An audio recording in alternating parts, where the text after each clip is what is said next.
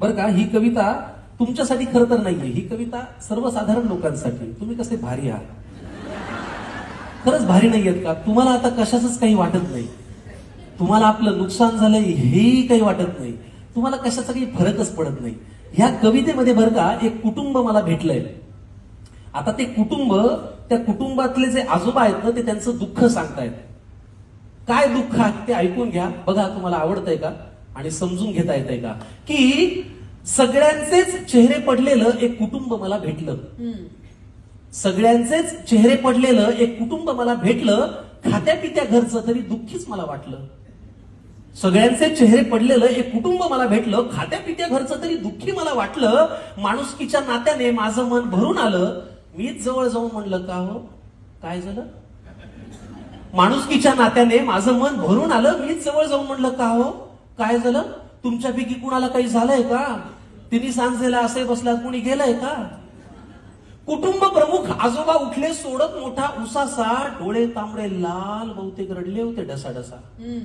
तर ऐक तुला सांगतो म्हणाले असं झालंय, तर ऐक तुला सांगतो म्हणाले असं झालंय, आम्हा सगळ्या कुटुंबियांचं एक एक मत वाया गेलंय.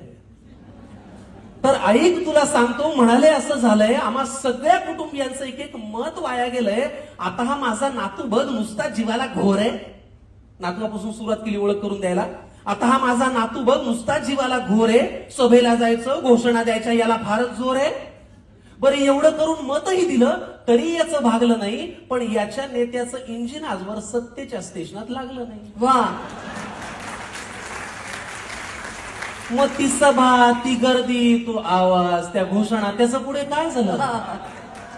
मग ती सभा, ती गर्दी, तो आवाज, त्या घोषणा, त्याचं पुढे काय झालं. आणि असं करत याचं मत 3-4 वेळा वाया गेलं. वा, आता या माझ्या दुसऱ्या नातवाची आणि त्याच्या नेत्याची सेम टू सेम लाईफ आहे. दुसऱ्या नातवाकडे आले बरं का. आता या माझ्या दुसऱ्या नातवाची आणि त्याच्या नेत्याची सेम टू सेम लाईफ आहे. ना करियर में ग्रोथ है, ना जिंदगी में वाईफ है. आता या माझ्या दुसऱ्या नातवाची आणि त्याच्या नेत्याची सेम टू सेम लाईफ आहे. ना करियर में ग्रोथ है, ना जिंदगी में वाईफ है. अरे बाबा, वारशाने फक्त पैसा येतो, कर्तृत्व कुणी आणत नाही. अरे बाबा, वारशाने फक्त पैसा येतो, कर्तृत्व कुणी आणत नाही. भारतभर चालून तुझी पावलं दमली, पण हात काही चालत नाही.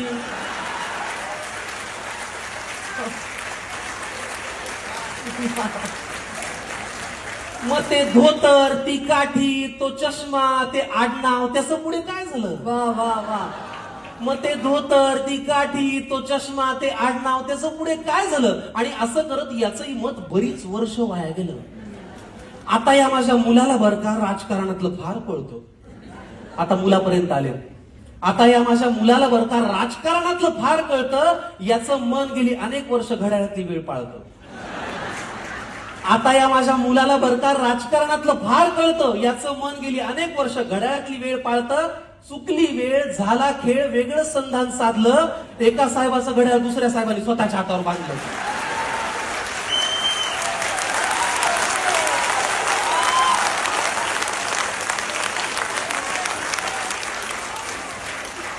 चुकली वेळ, झाला खेळ, वेगळं संधान साधलं. एका साहेबाचं घड्याळ दुसऱ्या साहेबांनी स्वतःच्या हातावर बांधलं. मग नवा साहेब घड्याळ तेच पुन्हा वेळ पाळू का. नवा साहेब घड्याळ तेच पुन्हा वेळ पाळू का. का जुन्या साहेबासोबत राहून तुतारीतून आवाज काढू का.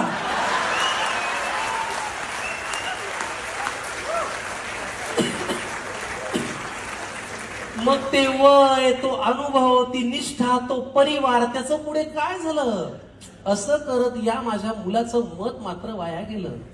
आता ही माझी सून अस्मिता तशी धाडसीच म्हणायची. काय नाव काय. अस्मिता, सुनेपर्यंत आले दादा. हा. आता ही माझी सून अस्मिता अस्मिता तशी धाडसीच म्हणायची. जरा कोणी नडलं ना की घरातला बाण काढायची. आता ही माझी सून अस्मिता तशी धाडसी म्हणायची. जरा कोणी नडलं की घरातला बाण काढायची. मी तिला कितीदा म्हणलं, सूनबाई बाण जपून वापरायचा असतो ग, एकदा हातातून सुटला की परत येत नसतो ग. मी तिला कितीदा म्हणलं, सुनबाई बाण जपून वापरायचा असतो ग, एकदा हातातून सुटला की परत येत नसतो ग.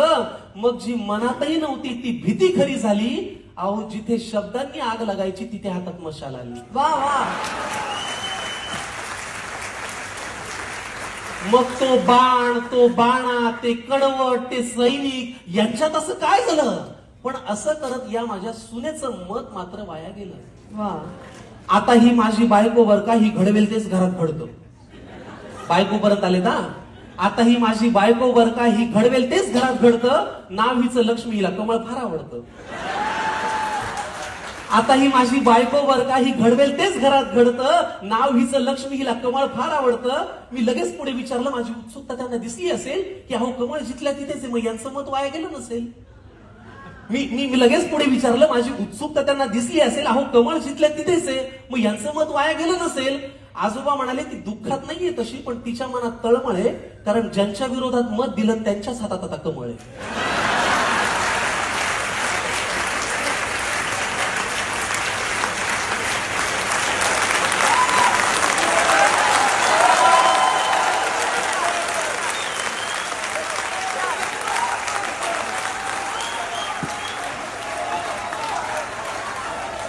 अहो मग ते विरोधक, हे सत्ताधारी, हे प्रामाणिक, ते बाजारी, यांच्यात असं काय झालं?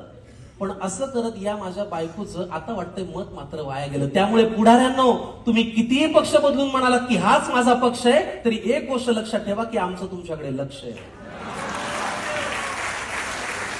तुम्ही कितीही पक्ष बदलून म्हणालात की हाच माझा पक्ष आहे, तरी एक गोष्ट लक्षात ठेवा की आमचं तुमच्याकडे लक्ष आहे. त्यामुळे इथून पुढे तरी दिलेल्या मताची किंमत जरा तरी ठेवा. इथून पुढे तरी दिलेल्या एका एका मताची किंमत जरा तरी ठेवा आणि मतदारांना मतदार करा आणि लोकशाही जिवंत ठेवा. वा वा.